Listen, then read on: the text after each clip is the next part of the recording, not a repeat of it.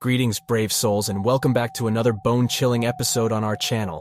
Tonight, we're delving into the abyss with not one, not two, but four. Yes, four true scary tales that are guaranteed to send shivers down your spine and make you sleep with one eye open. So sit back, brace yourselves, and let the stories begin.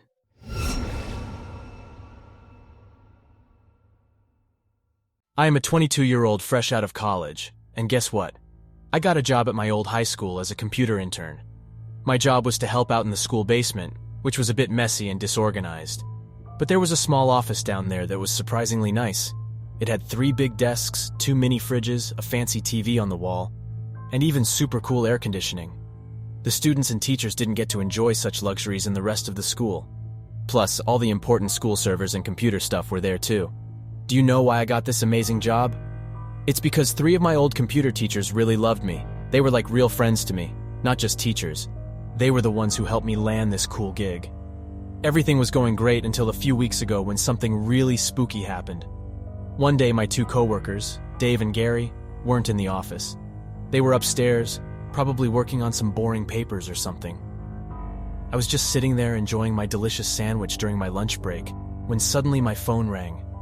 It was one of the ladies from the front office. She told me that the whole school was on lockdown. Can you believe it? She said that someone, maybe even armed, had entered the school. I didn't know what to do, so I turned off all the lights in the office. Even though this office was so cool, it didn't even have a proper door, just a big opening. And guess what? The door to the entire basement didn't even have a working lock. Can you imagine that? So, to keep myself safe, I turned off all the lights, including my computer screen. I kept my phone on the desk, and I started texting Dave and Gary, but they didn't respond. I sat there in the dark, playing games on my phone for what felt like forever, about 20 minutes. I was waiting for a call from the front office, telling me that it was safe to come out and resume working. But down there in the basement, I couldn't hear what was happening upstairs. I was all alone, and it was so quiet. Then all of a sudden, I heard a creaking sound. It was the basement door opening. My heart started racing, and I sat up in my seat, wondering if I should call out to Gary or Dave. I was desperate to get some information from them. But then, someone started running down the stairs, and their footsteps were getting closer and closer to my office. I panicked. I quickly pushed away my chair and crawled under the desk. I didn't make a sound.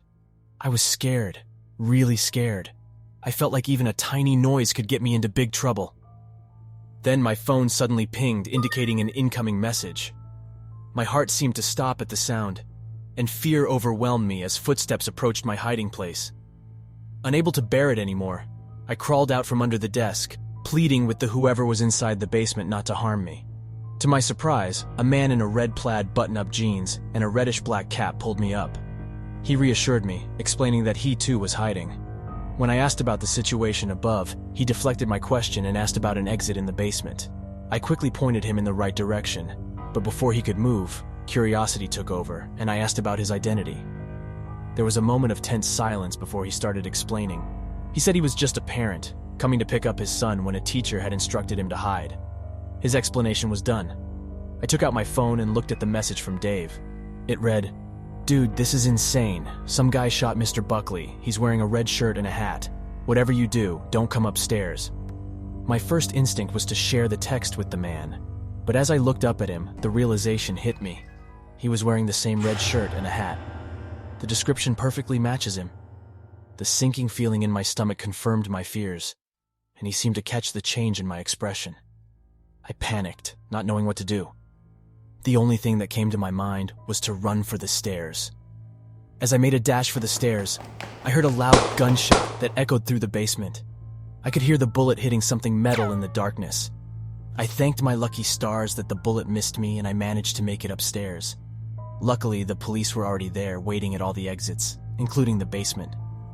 They arrested the man the moment he opened the basement door. It turned out that our teacher, Mr. Thompson, had some kind of issue with him, although we never found out what it was exactly. Mr. Thompson survived the gunshot, thankfully.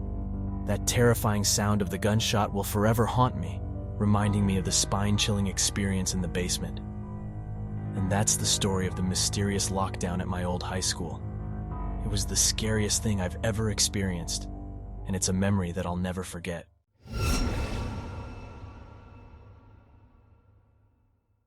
I am a kid who loves adventure and extreme sports. From a young age, I was drawn to activities like mountain climbing, parasailing, and scuba diving, but skiing was my true passion. I would eagerly go upstate at least 10 times a season, sometimes with my friends and other times all by myself. The thrill of speeding down the slopes, feeling the wind in my face, was pure bliss.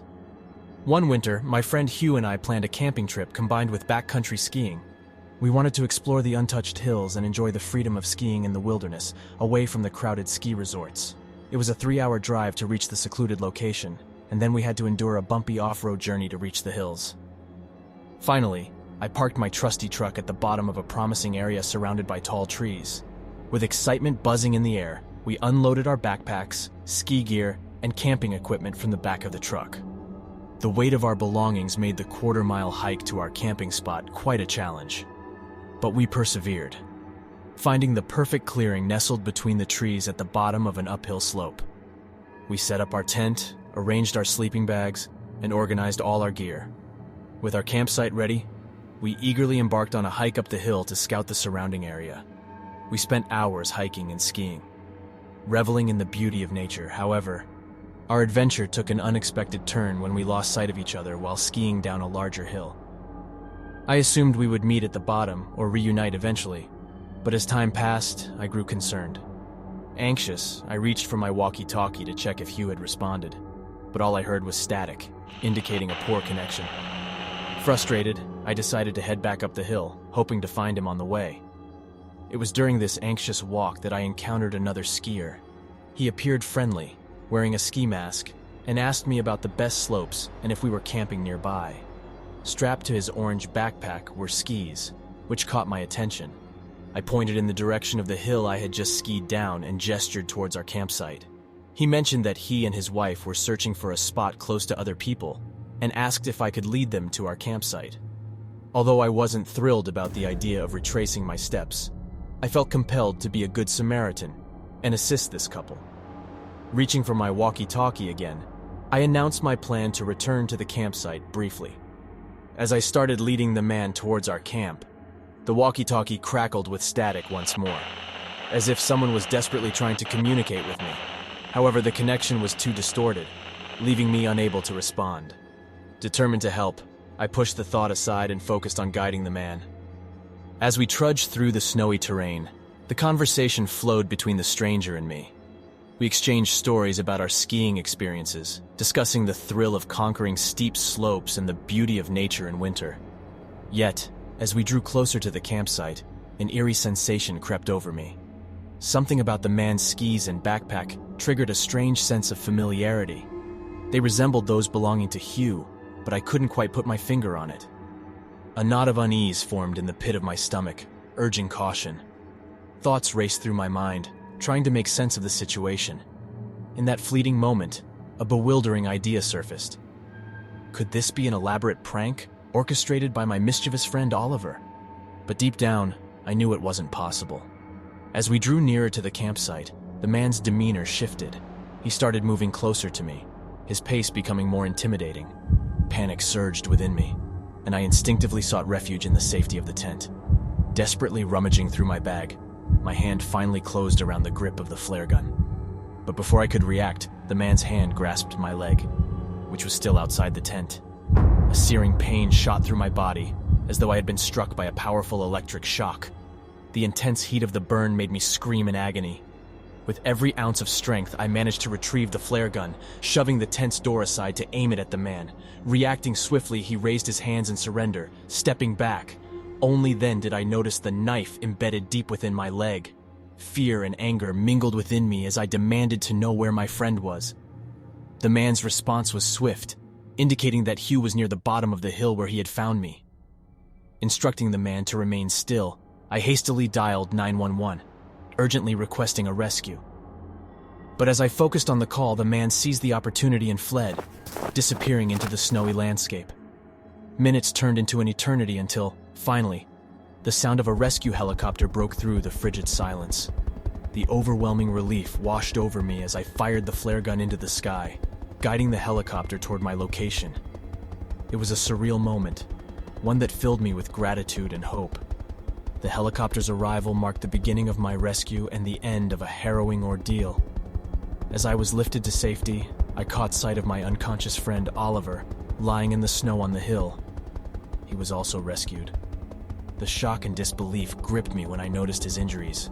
Stab wounds on both his legs, evidence of a similarly treacherous encounter like mine by the same attacker. Oliver had fought to stay connected, using the walkie-talkie to communicate with me as consciousness slipped away. But the weak connection thwarted our attempts to aid each other. We were both rushed to the hospital, where medical professionals attended to our injuries and ensured our well-being. Today, we bear physical scars as a reminder of the dangers we face. Our friendship, forged through shared adventures and tested by adversity, grew even stronger.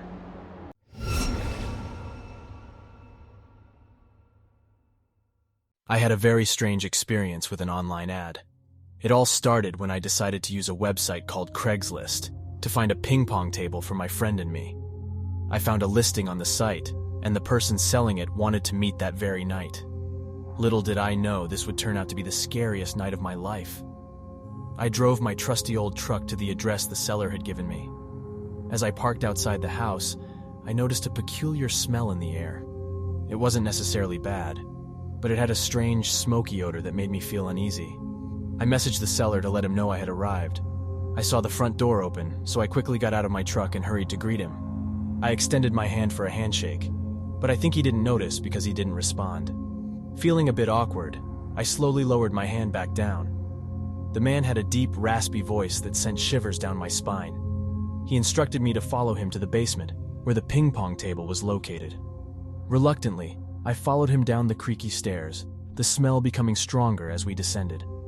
When we reached the basement, there it was, the ping pong table right in the middle of the room. Just as I was about to inspect it, the man suddenly exclaimed, "Oh shoot, I forgot the paddles. Wait here while I go find them." He hurried back up the stairs, leaving me alone in the dimly lit basement. As time passed, and he still hadn't returned, my curiosity got the better of me.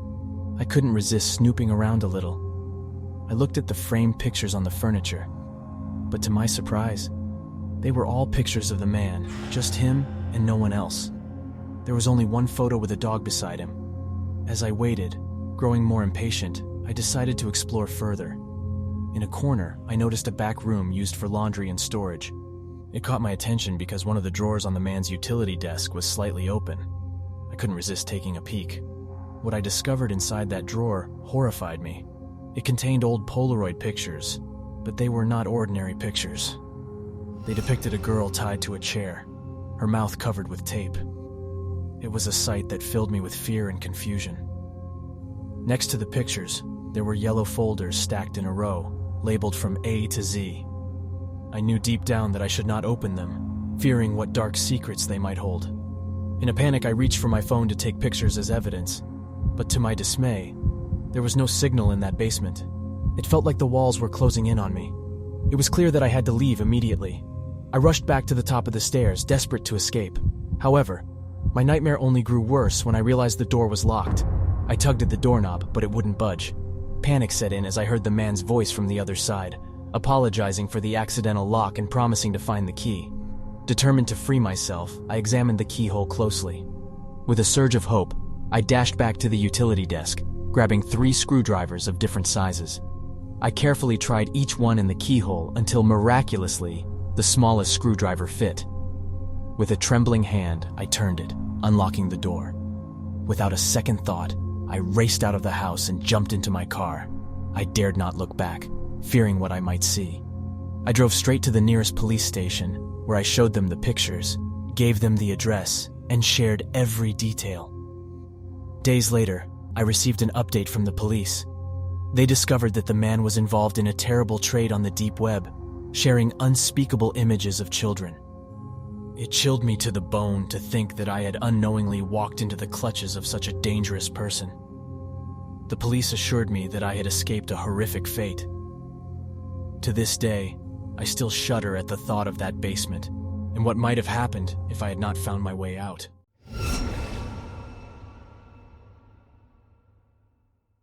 My name is Oliver, and I was a freshman at Bluebell University. Let me tell you a bone-chilling story that happened to me recently. It all started when I went through a tough breakup with my first girlfriend. Feeling down, I decided to give online dating a try and signed up for a dating app called Flutter. One day, while scrolling through Flutter, I stumbled upon a profile that caught my attention. It belonged to a girl named Emma. She had beautiful blonde hair and a warm smile. To my surprise, she was also a student at Bluebell University, just like me. We seemed to have so much in common: our love for books, movies, and even our sense of humor. Excited by this newfound connection, I messaged Emma, and we hit it off instantly. Our conversations were filled with laughter and shared interests. I suggested we go on a movie date, and Emma agreed enthusiastically. She told me to meet her at a specific spot near campus, and she would pick me up. On the day of our date, at around 9 o'clock in the evening, I anxiously waited on a corner of a quiet neighborhood street. Emma had asked me to share my location with her, so I did. As minutes passed, a car turned down the street and started approaching me.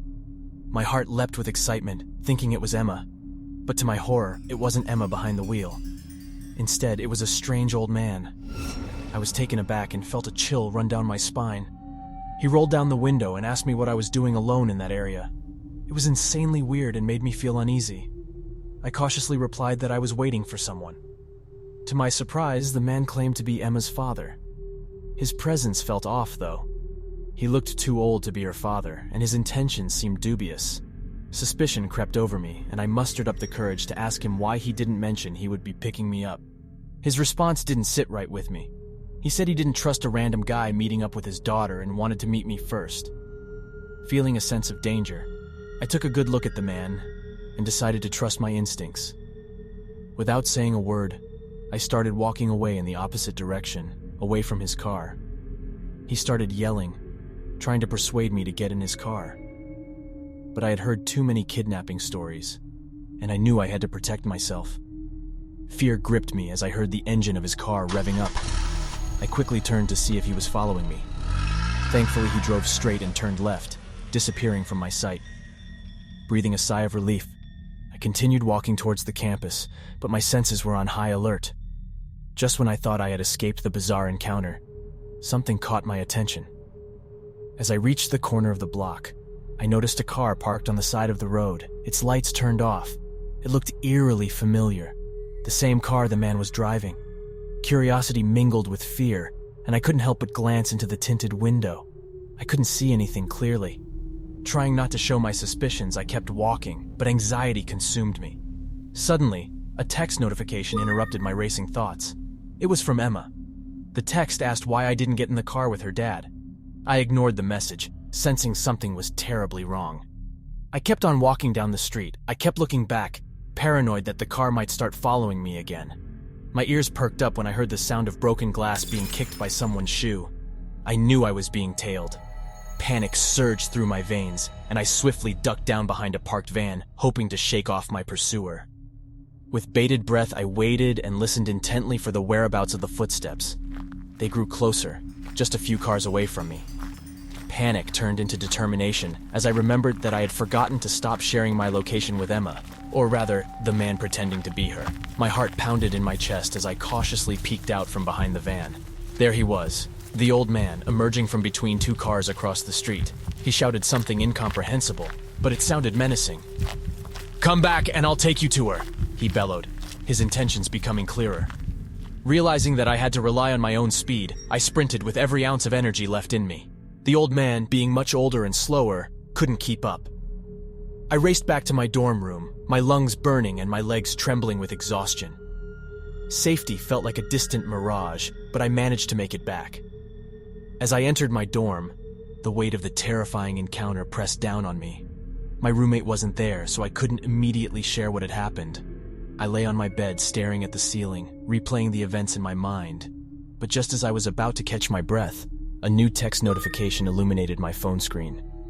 It was from the man, the same man who claimed to be Emma's father. His message sent shivers down my spine. It contained a shocking threat, filled with obscenities and malice. Without hesitation, I replied, stating that I would report his actions to the police and promptly block his number. I saved the conversation as evidence, determined to bring justice to this sinister encounter. With a mixture of fear and determination, I resolved to go to the police the next day, armed with the evidence and my harrowing tale. I hoped that they would take my case seriously and put an end to the man's menacing actions. The next day, I walked into the local police station. Nervous but resolute, I presented the evidence, the screenshots of the threatening conversation and the details of the encounter, to the officer on duty. The police took my case seriously, understanding the gravity of the situation. They assured me that they would investigate thoroughly and do everything in their power to ensure my safety. They asked me to provide a detailed description of the man and any other information that could aid their search. Days turned into weeks as the investigation unfolded. Then a breakthrough came. The police discovered a pattern and arrested the man based on the information I have provided. The man who had approached me was not Emma's father at all, but a known criminal with a chilling history. He was a habitual kidnapper, preying on unsuspecting victims by creating fake personas and using online platforms to lure them into his trap. Although the ordeal had left scars, I found solace in knowing that my actions had not only saved me, but potentially protected others from falling victim to his heinous crimes.